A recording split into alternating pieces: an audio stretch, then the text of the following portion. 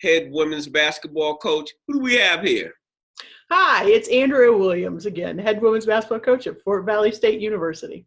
Hey, Andrea, what I want you to do to lead this off is talk to our audience so that they know who you are. Go back to the first time you start loving basketball, and I want you to give the coaches, your biddy coaches, they propers that help you build your skill set to where you're at. Run it down. Okay, you're taking me back to Fort Wayne, Indiana. Grew up on a farm, was adopted by a great family, the Williams family, and introduced to basketball, shooting hoops out in our barn. Those farmers out there know that those hoops are set at 10 feet, and that was the height of our hay level in the barn, so it made it easy to attach a backboard inside so I could get some shots up when I was little, indoors, so that's always a good thing. But really loved the game, was introduced to it just playing with the boys when we were young, Y-ball, and that was an integral part of growing up. 3 older brothers, so I had to kind of hold my own. And one of the main influences through middle school and high school was our high school coach, Neil McKeeman. On the boys' side, always hosted, day camps in the summer. So you knew what weeks you were going. You went from when you were little, from 9 a.m. Push your camera a little bit, we'll bring you up a little bit. Down, yeah, right there. Okay. And so Neil McKeeman always had the girls come to the basketball camps. We always played against the guys growing up, so that was always huge and good competitive juices. Got through high school, played for a couple different coaches, made varsity as a freshman, learned a lot from a lot of the older girls and their tradition. What position did you play? I'm a guard. I'm a 2-guard, 5'7". All right. Was able to actually play defense and also score a little bit, but definitely like the wing position. And then from there, my high school volleyball and PE coach, Ann Tiernan, was the one that got me involved and got me a scholarship, because this was back in the 80s. So kind of was different, where you went away to your first Blue Star, Blue Chip invitational camp, not until our junior year. Those are the first ones that were ever around for women or girls at the time. So I remember going to Terre Haute, Indiana. And so that's when the women were starting to do their thing, girls basketball. Was exposed to how I played basketball in Indiana. yeah. Well, we played it, but that was just different. Going to a camp and all you did was play in front of coaches. We're like, that's really what the camp is? We're like, okay, we can do that, because back then you went and you learned fundamentals from Branch McCracken's camp in Indiana, huge one. Went every year. So again, learning the fundamentals, but then getting in front of college coaches, seeing how this kind of was different at the elite level in recruiting. We had some offers out of high school. I didn't play in a very good team, meaning wins wise. But then the schools that were interested in me, it was a little different path, because I knew I wanted to be a physical education teacher. That was important to have that degree. I came from a school that didn't win a lot, wasn't a powerhouse. And at that time, I wanted to be at a college setting where you could win. I wanted to be on those teams that would win 20 games. That was more important than if I could put up points. So that eliminated some of the schools. And I just decided to go the JUCO route. My brother was at Vincennes University in Southern Indiana. And I just walked in and was like, okay, I'd like to try out for your team. And she was like, okay, thinking I was going to play a different sport. I had 12 varsity letters in high school. So a lot of people thought I'd also play softball. And that was just starting out in Indiana as a varsity sport.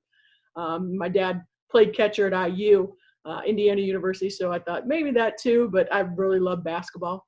So I played 2 years at Vincennes University, loved it. Was able to go to Edinburgh, Pennsylvania from there, play for Stan Swank, the all-time wins leader out there, went to 2 NCAA championships. So kind of the things I was looking for, my PE degree, able to get in school systems and get my teaching, get the student teaching part of it. So those were key aspects of me growing up and kind of build my base of what I do now and who I am. But was able to do that at Edinburgh University, play 2 sports, basketball and softball, and enjoyed successful careers at that level, the Division II level. All right. Now, how long have you been coaching at where you're at now? Well, at Fort Valley, this was just our first year. Just finished up, just got here. So it's been a whirlwind. What has it been like for you? And tell me the emotional thing when you got that head coaching position. How did you feel? Oh, I felt awesome. It was great. Got an inquiry through my agent about what do you think about Division II, being a head coach again, and what do you think about going back down south? That was kind of one of my goals. And then when Fort Valley was the school presented to me, did my research feverishly, wanted to see what they're about. It's been a program that has won on the women's side in the past. A nice size school, 2,000 on campus, a college setting, dorms, gorgeous, in rural southern or mid-state Georgia in the SIAC. So how can you not love that? And was intrigued. It had been a powerhouse in the past. The athletic director, Anthony Hallman, and I talked extensively about bringing the program back to its promise. So we went through the interview process. Then I was on campus to see it firsthand. And it was a great fit. Seeing his vision, his leadership style, being able to work for him and what he wanted the program to be and get back to. Myself to get back to the head coaching ranks and do it at a great place in Southern Georgia and a great university.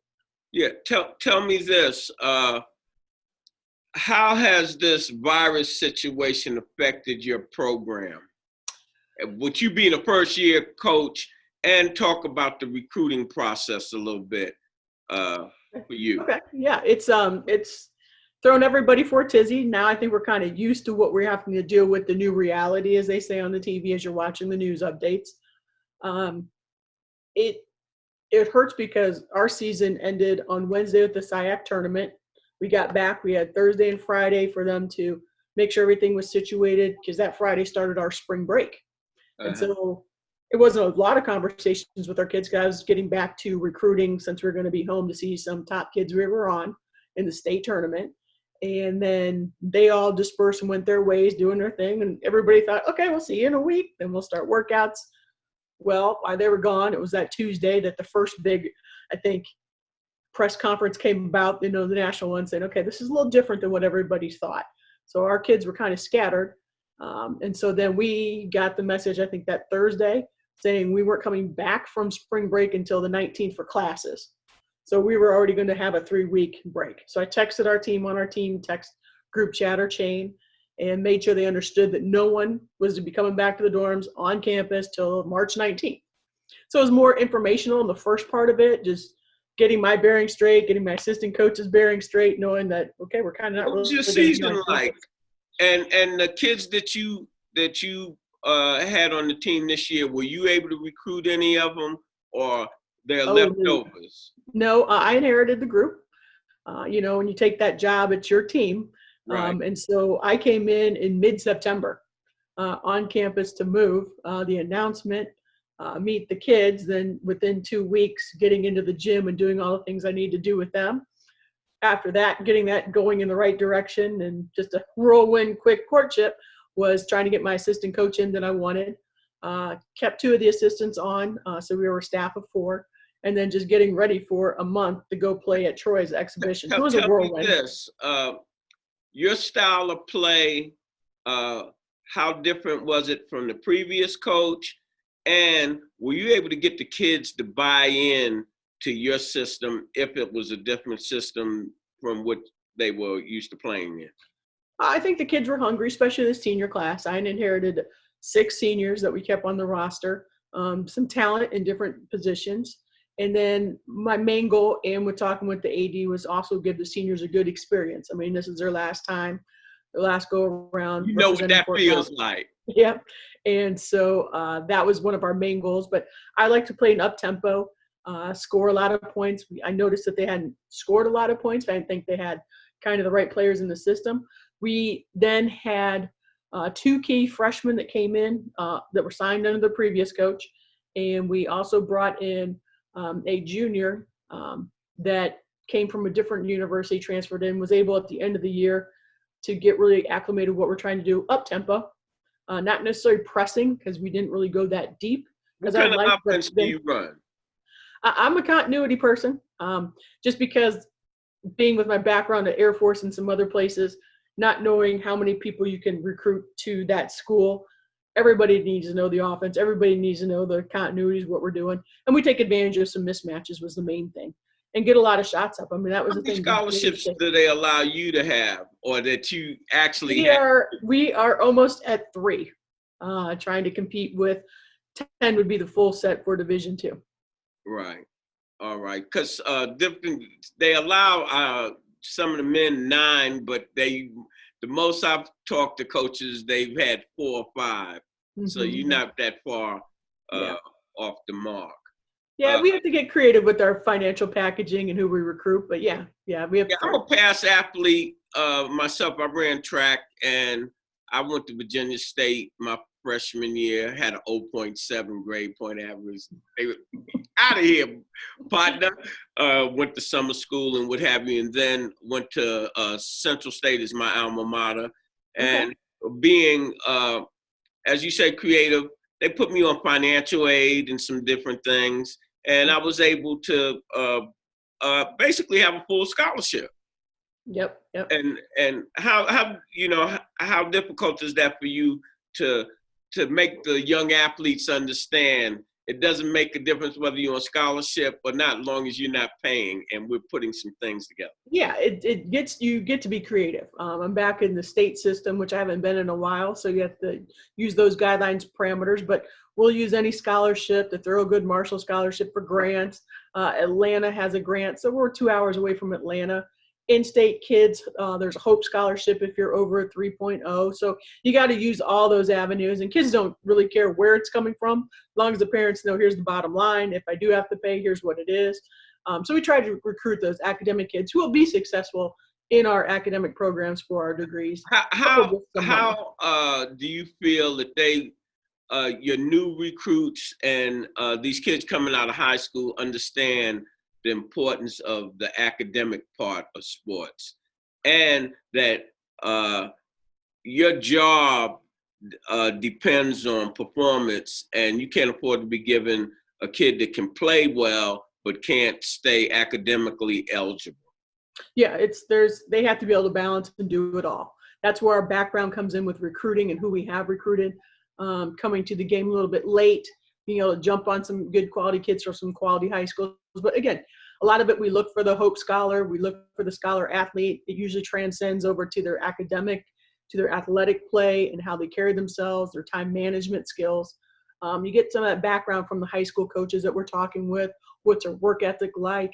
If she has trouble in a class, how does she overcome that? And a lot of the parents nowadays are apparently finding that out at the high school level.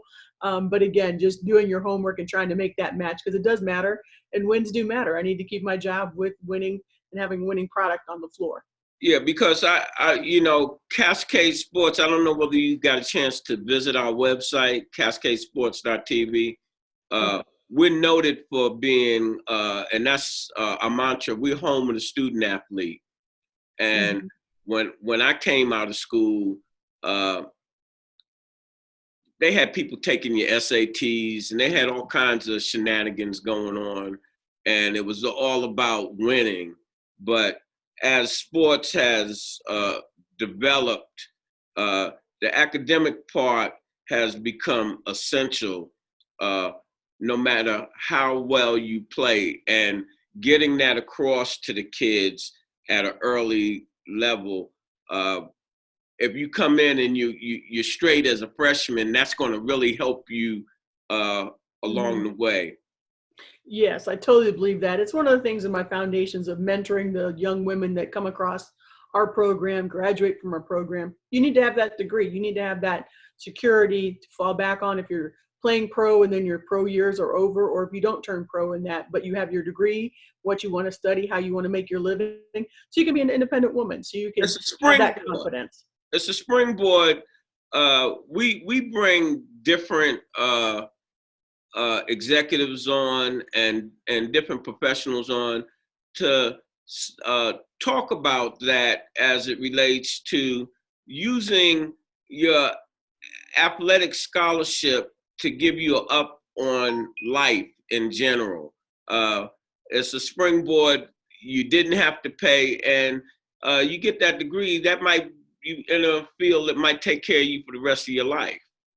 Oh yes, that's definitely the end goal. And again, being at Fort Valley, we put you in touch with some of our alums that are in key positions where you've grown up or where you may go back to all throughout the South, let alone the whole country.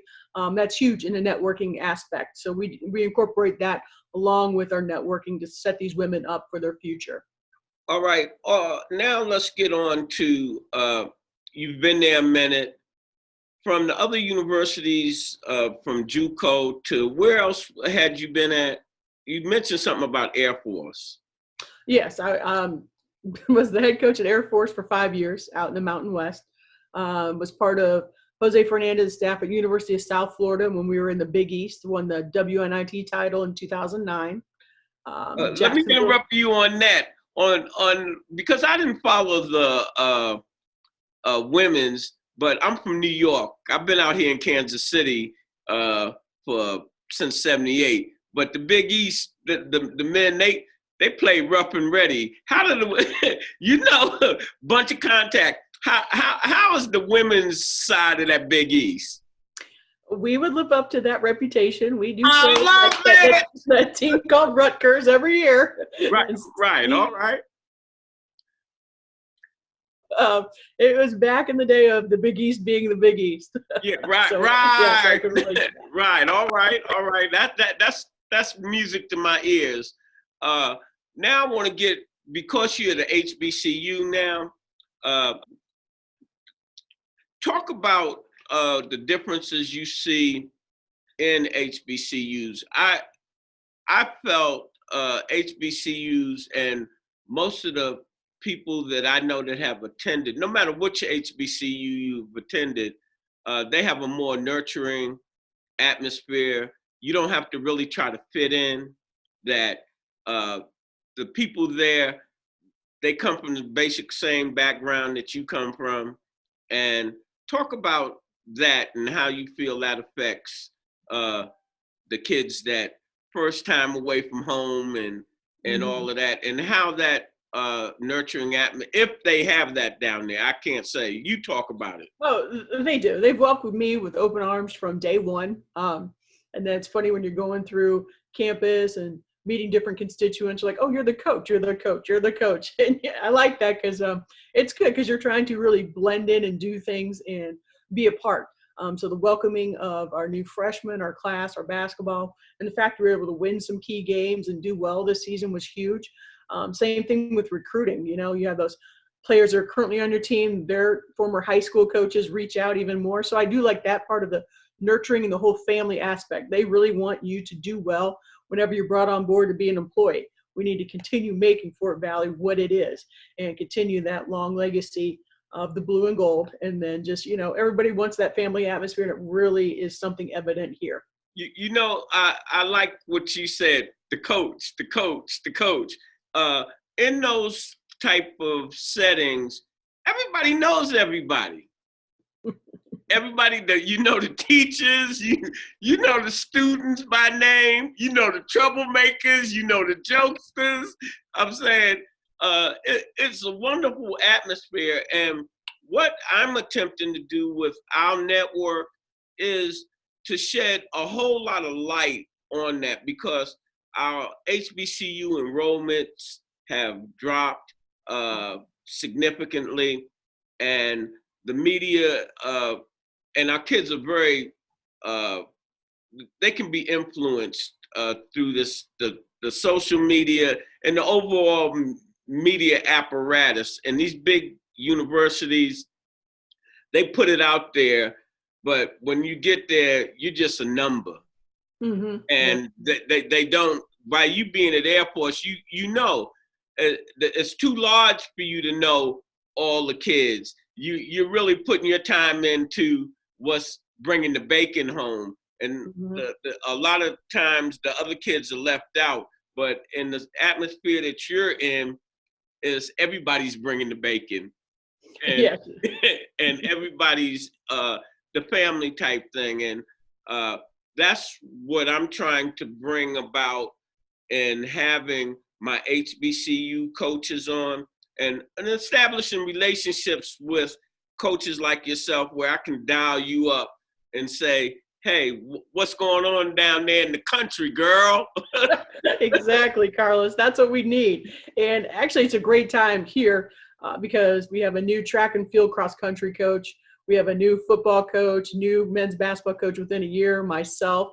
And then the coaches that have been retained are the ones that are very energetic and believe in everything and get programs going back in the right direction, especially when you're trying to add a lot of things. We're doing a lot of makeup on our campus with our cafeteria and all that. So we have some money coming in. So they've done a great job fundraising. Mr. Holloman is huge in that, but I think he's putting the key people in place to make Fort Valley a special place again. What I'm looking forward to doing, Coach, is you sending me highlights and so forth that that we can put on the network to highlight what's going on down there. Kid might like, hey, I want to get down to Georgia. I like what I'm seeing with Coach Williams. How can I contact her? We're a high school sports network. When you get a minute, go to cascadesports.tv. We have about 4,000 interviews and games.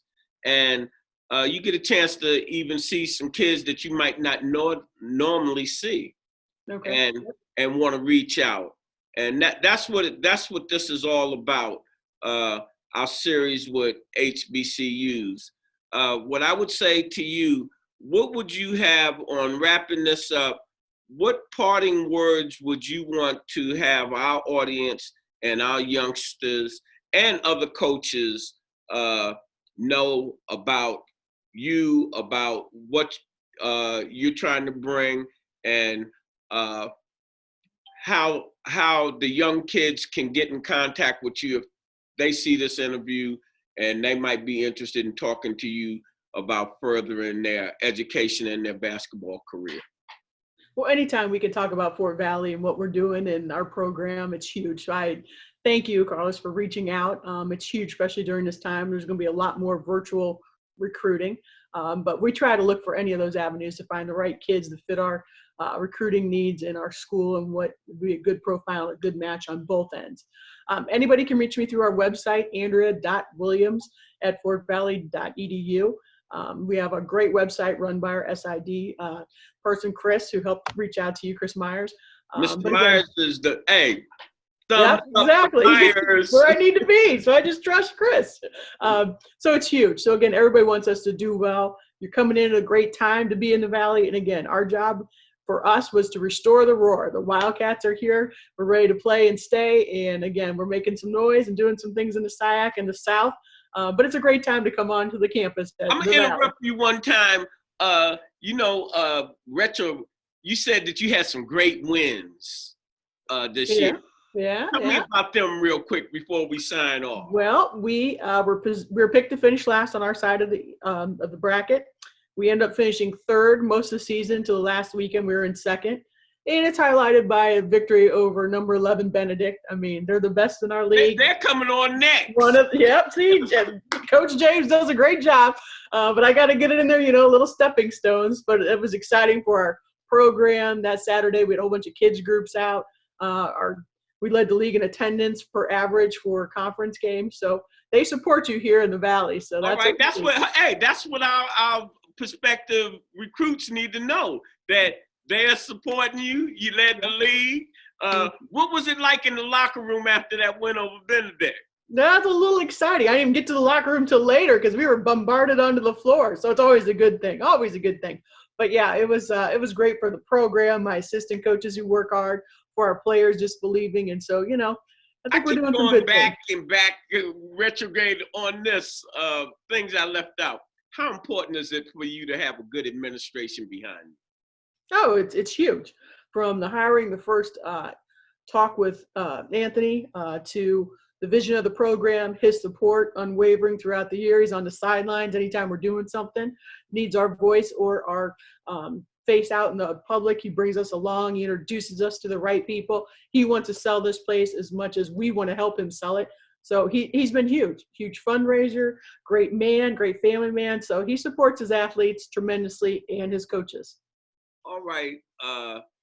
It was a pleasure having you on the show, and we look forward to maintaining a relationship with you and Fort Valley. Well, thank you, Carlos. I love what you guys do there at Cascade Sports. And again, it's going to be a great relationship, and I'm glad this avenue and this door has been opened. We're trying to get in touch with your head men's coach. That's he's usually busy, but keep trying. I know he wants to be on and be heard. We're gonna do that just like you tell your kids don't quit.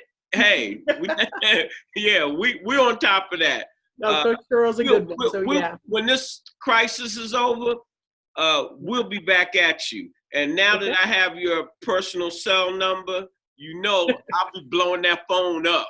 Don't be a stranger. Sounds good to me. All right. Good night.